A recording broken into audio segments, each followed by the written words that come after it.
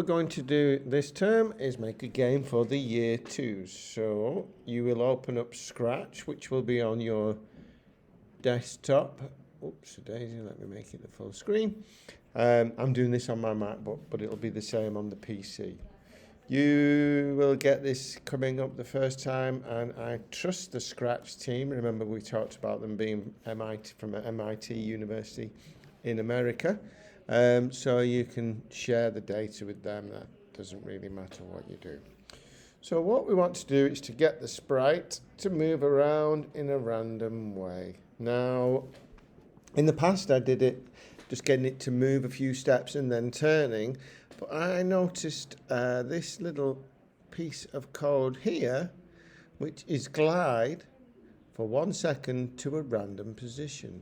Okay, you could do it to the mouse pointer, but that wouldn't be very good at the moment, but we will do that later. So this sprite's just going to glide. Gliding's like when it goes whew, like that. Can you see the X and the Y axis changing when I move it? Okay, that's these things here. There's the X, there's the Y.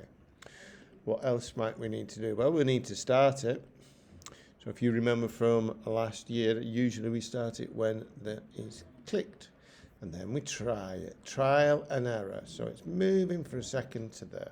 Okay? We want to continue doing that throughout the whole game. So what do I need to do? Can you remember? Can you remember?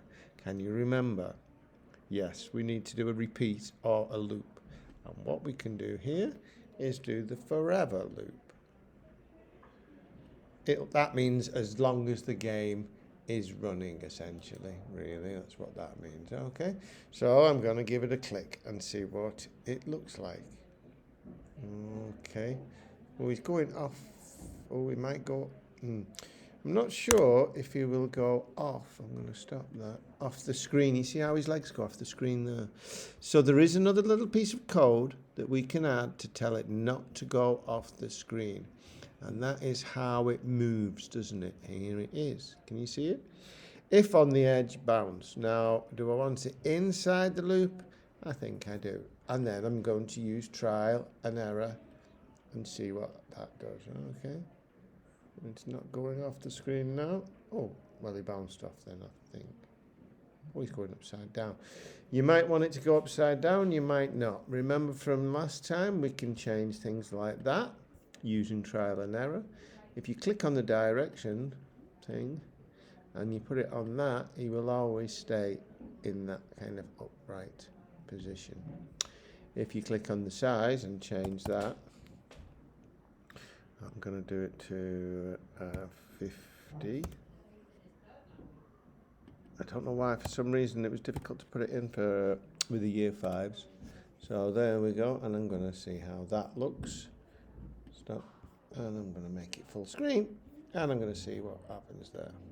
Woo! Now I'm going to try and follow it with my mouse, and that's quite difficult. Sometimes it's okay, and sometimes it's not. And remember, this is for a year 2 game.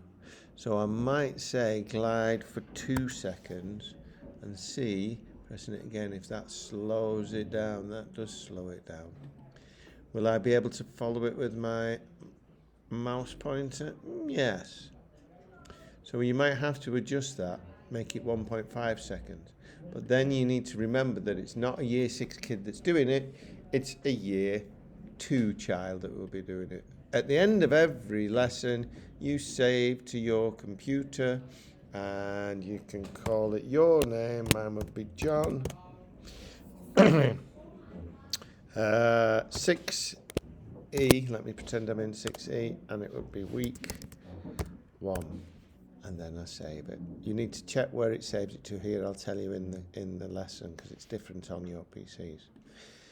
And then, if I close this down, if you need to change the language that's there, did you see that there? If I close this down, the Scratch, and leave,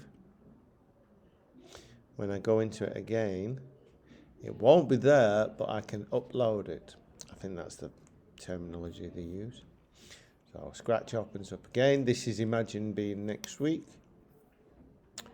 And it's not there, but what I do is I go File, and then load from your computer. Saves at the end of the lesson, load at the beginning. So if we can get that done today, I shall be very happy.